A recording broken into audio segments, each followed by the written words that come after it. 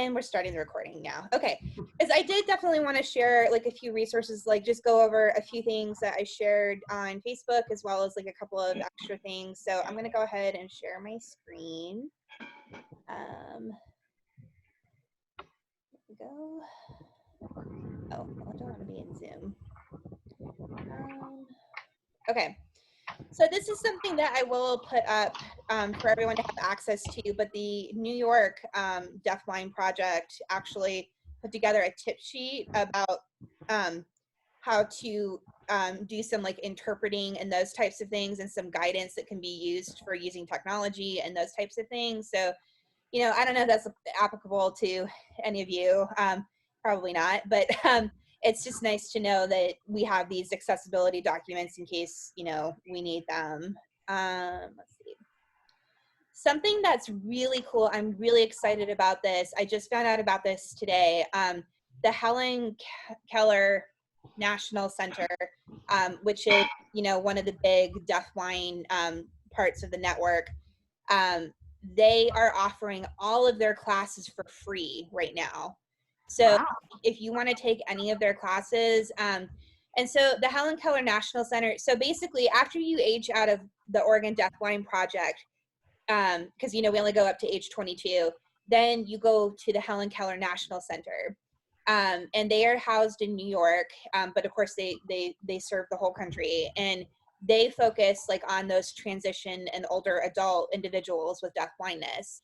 So they offer a lot of trainings about like employment and job training and independent living skills and a lot of really cool things like that. So they have a lot of really awesome classes about advocacy and planning the future, inclusive communication, just like all these really great things. And I know, Quipo, your son is 22, correct? Not yet. Almost. In July, he'll be 22, right? Yeah. So this might be like a really good thing for you to check out. They also, the Helen Keller National Center also does a lot of really cool like camps and lots of really amazing things. So they're a really great, oh, my internet connection's unstable, oh no. But a lot of really great opportunities, and I think it's really cool that they're offering for free all their classes right now. So and it's all like online, all accessible, so that's a really great tool. And I'll be posting all this so you don't have to take notes or anything, but I'm just going over this. Anything that we might benefit from that you can think of? For the younger, for the littles, let's look. Inclusive communication would be a good one. Haptics, using touch is another great one. And as you can see, some of these are pretty pricey, so it's like really great that they're offering these for free. Yeah, wow. I concentrated on some of the communication and like touch ones for you guys. Yeah. I think that would be most helpful, because they have like 2 or 3 that would be good for you, I think. Okay. I mean, how long are these classes, do you know? It depends. That's a good question. The nice thing is they let you go at your own pace. So yeah. You can complete it, and they're flexible with you. So even if they take a little longer, I'd say they're probably on par with doing one of the AHOA modules. And they can vary a little longer, a little less, depending on which class you look into. So it's kind of that. Okay. And then I posted this on the Facebook group, but I just wanted to show it to everyone. So I have a colleague that I went to Vanderbilt. We did our PhDs and graduated together. And this guy is like a superstar. He has like all this special ed experience. He was a principal. He is a certified applied behavior analyst. And he is just a superstar. And he has been putting together, he also did his PhD in 3 years at Vanderbilt. So like he's really smart. So he is putting together this ongoing resource list of, and this also is for kids without disabilities. So for your other kiddos, you could use like a lot of these, but there's like virtual museum tours and like all kinds of activities and things to check out here. So I just really like this resource, and I just wanted to be sure to share that with everyone. And again, I'll I'll find a way to that's easier to get to at these. And then, oh, plug this again.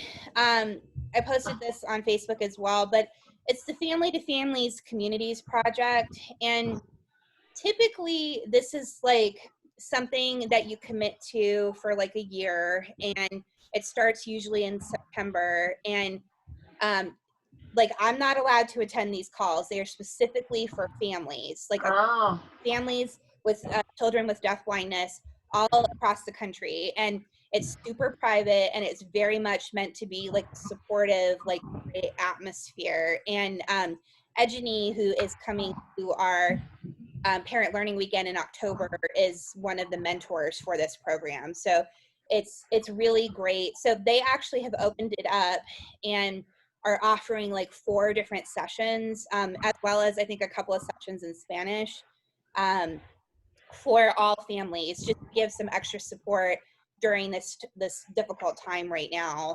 So the first one was unfortunately today. I actually attended it. Oh, did you? How Yeah. was it? How was it? Was it helpful? Yeah. But I think it was more about just sharing with each other. Well, first, we just kind of went around. It took an hour for everybody to introduce themselves and then talk about how this has affected their lives, on a Yeah. daily basis, and just how everybody's feeling about it and what their worries were.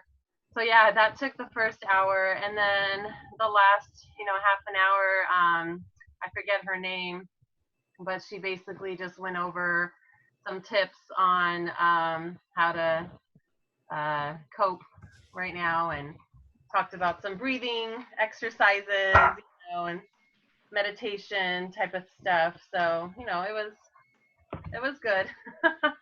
Yeah. It's just nice to share, and that's really what it's all about. And just having that, face to face interaction with other people who are going through Yeah. similar. Well, that's good. I'm glad Yeah. it was helpful. Yeah, it was nice. Yeah. Yeah. Well, and that's also something to keep in mind. Like, if that's something you're interested in being like a regular part of when they open it up to new people officially in like September, I'd be happy, to put your information forward if that's something, you're at some point interested in, for sure. Yeah. Yeah. I'll see. I'm kind of curious to see what the next one would be like. And then I'll decide. Yeah. Yeah. Yeah. That's awesome. I'm glad you attended. That's great. Yeah. Um, Thank you for posting that. I only saw it like yesterday. So. Oh, okay. Yeah, no, I'm glad you said. Yeah. I'm still trying to figure out the best way to get info out to people. I'm trying to like slowly build like a listserv with email addresses, but historically people don't get families' email addresses, and not everybody has access to email or internet. And I'm trying to think of like Yeah. a way to reach Oh, out. Facebook is great. Okay, well that's good. I'm glad Yeah. people are seeing stuff on Facebook then. That's Yeah.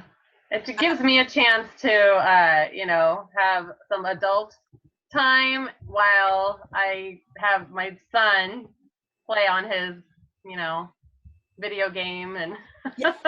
and Juliana, she's pretty chill. She sat there with me in her pack and play while I attended the call. So it was, Oh, that's it broke up great. the day a little bit, and gave me some adult time. That's great. Yeah. And then just something to kind of generally share. People have been asking for guidance about like interpreters, and I wanted to share like what the official like federal policy is, and this is just a direct quote. While some schools might choose to safely, and in accordance with state law, provide certain IEP services to some students in person, so that means depending on the state, they might offer in-person services. They're not saying no to anything, but it says it may be unfeasible or unsafe for some institutions during current emergency school closures to provide hands-on physical therapy, occupational therapy, or tactile sign language educational services. So, because I know something that's been coming up in conversation a lot recently has been, how are we providing, a lot of schools are pivoting to like an online module and things like that. And, but how are we then meeting the needs of our kids with deafblindness and with complex needs, or, communication needs and all these other things?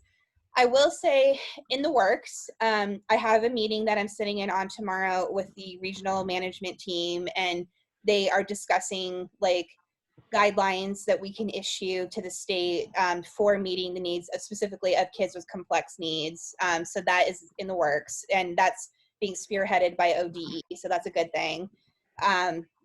I think there's just been a lot of like trying to figure out the nuances and what we can actually do to serve these kiddos. So that is, they are not forgetting these kids. So that's great.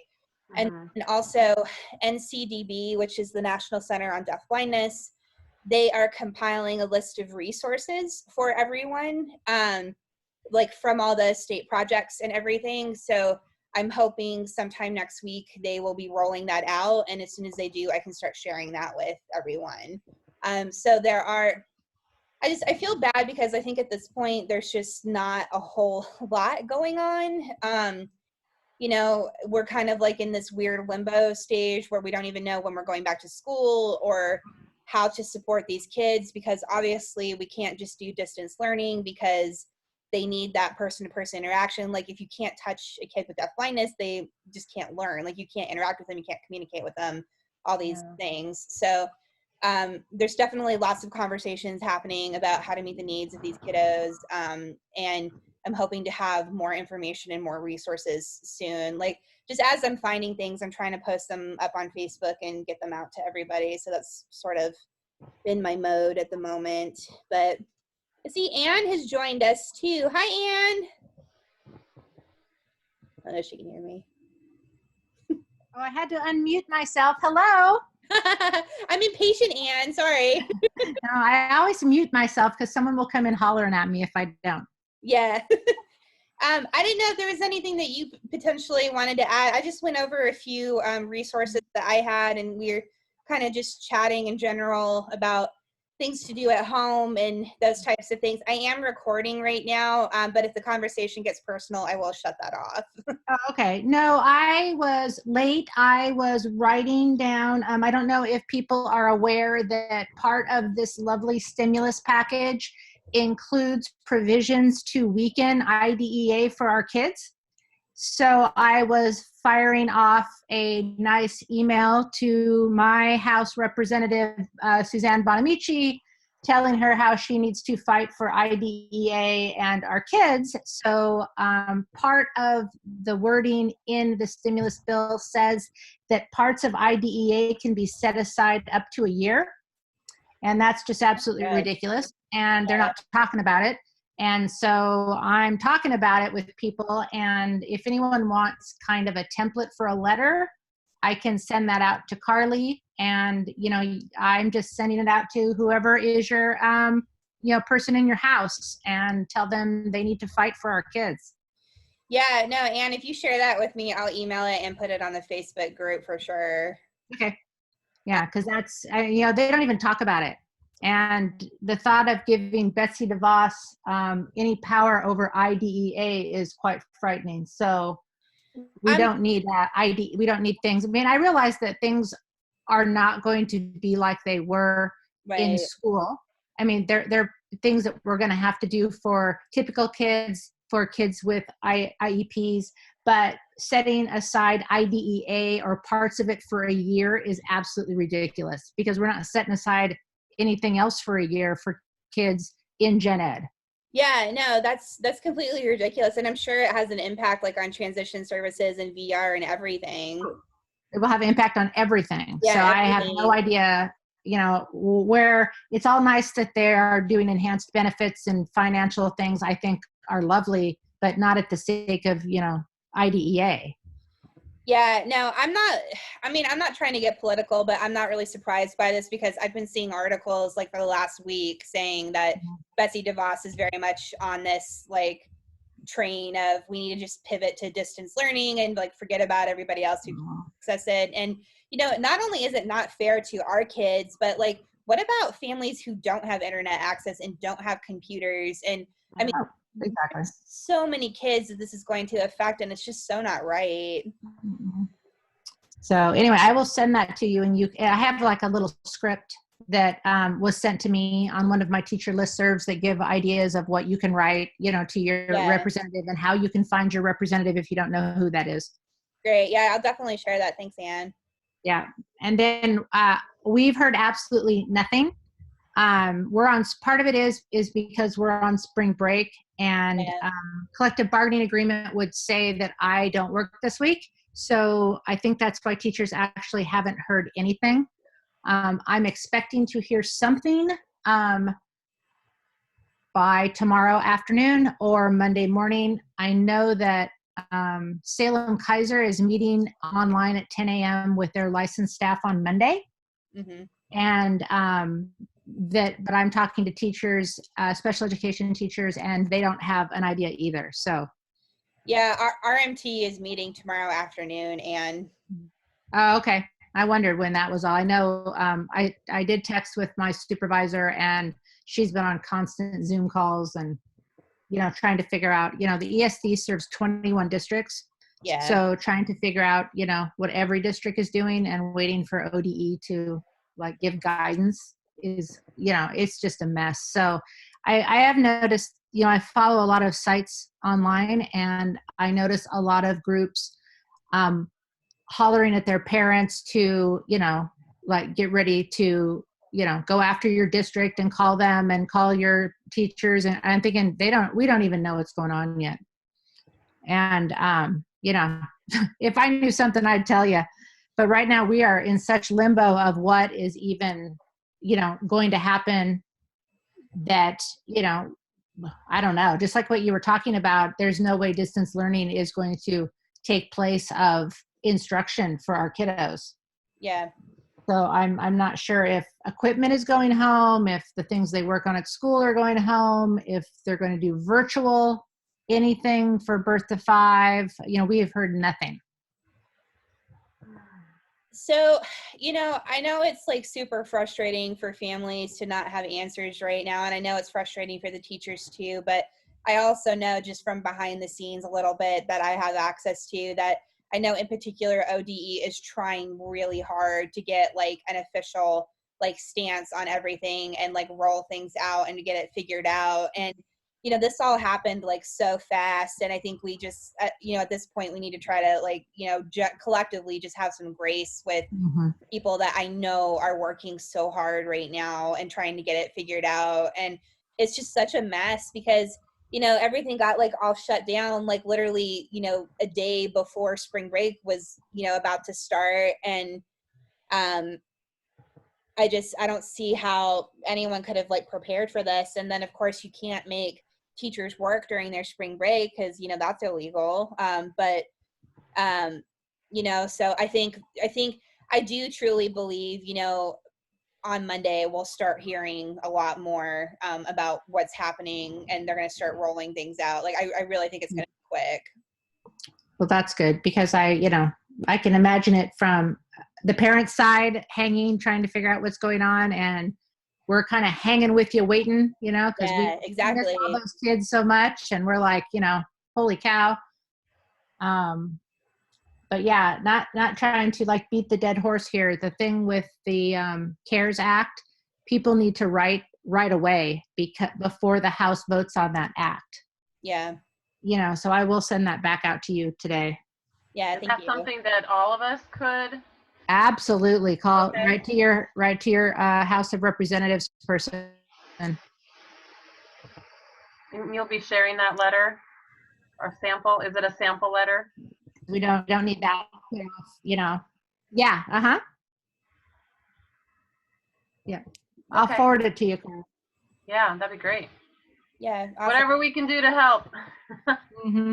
Yeah, I think we just need to have, like, for sure, a unified voice at this point, and just, I just think we need to be loud and make sure no one's forgetting our kids, because that is unacceptable. And I will scream until I'm blue in the face, because I'm not going to let that happen. Like, that's just not okay. So. Yep, I agree. I agree completely. So I think we'll be seeing a lot. I know Beaverton School District you can go on their website, I believe, had started lists of activities for kids with special needs. I don't know how complete it is, but Beaverton jumped right on it. So I've been trying to watch that district site. The good thing is with us being on spring break, a bunch of people have done some work for us. So for the, the states that are in. Yeah. So I keep, perusing different school sites and, state sites to see if there's anything that we can just, pull on over for our kids. Yeah, it's interesting to hear all the different things people are doing. So I'm teaching an online class right now for Florida State University, and one of my students is a Braille transcribist for her district, and she said what they ended up doing is all the Braille transcribers ended up taking home an embosser, and they are embossing in their homes and just working from home at the moment. So Well, we're trying to figure out, I have my laptop. That's all I have. I don't have files. I have nothing. So, yeah. Yeah, we don't know. We don't know if we can get back in, we just don't know anything. You probably know more than I do, Carly. Yeah, and I'm not allowed to share anything right now. No, that's okay. But yeah, all I can share is I know RMT is having a meeting with ODE virtually tomorrow afternoon from 2 to 4, and I think after that meeting, there's going to be some pretty solid guidance about meeting the needs of our kiddos with complex needs. Excellent. So that's my understanding of all of that. But yeah, aside from that, I have no idea what's happening because, I have no idea because, we're supposed to be staying at home. So no one is supposed to be going into the office or into work if they can avoid it. If you're non-essential, you're not supposed to go anywhere. So I'll just share that our school district is, and these are for my typical kids, but after spring break, they're going back into the schools and making weekly packets for the kids for work. But I think also they're there partly because of the mandate that they have to provide childcare for first responders and any healthcare providers. Mm-hmm. So I think that's how ours are going into school, the school buildings itself, making these packets. Our school district is making packets for the kids for each grade so they can take it home. But so maybe you'll be able to get into your building, Anne. Oh, good. I did hear that Salem Kaiser was asking for volunteers that wanted to, of their instructional staff, their IAs, to help provide childcare. I did hear that was happening, but other than that, I haven't even heard a lot from all my 24J peeps about, what's going on. I know Leslie has not heard from Woodburn, just in general, so. Yeah, just a lot of uncertainty, I think, at the moment, but I truly think we're going to start hearing some solid things, especially as spring break is coming to an end. So I think, and when that happens, I'm definitely going to be having another webinar so we can discuss what's being rolled out. And I also said this earlier, and NCDB is compiling a lot of resources from all the state projects. So there should be some pretty good stuff coming out for working with our kiddos pretty soon. Oh, great. That's awesome. Yeah. So, yeah, I thought Chris and Stacy might be on this call because Chris said on Facebook they would, but. Well, we are talking about Stacy here. Let's just send her an email or a text. Are you texting her, Anne? Yep, uh-huh. Okay. Yeah, I didn't know if they maybe wanted to join because I know Stacy's been kind of stressed recently, so I thought it might be nice for everyone to have an event session once I stop the recording. There we go. Well, I'll watch her freak out here just a second. All right, She's been sending me now. TikTok videos, so I know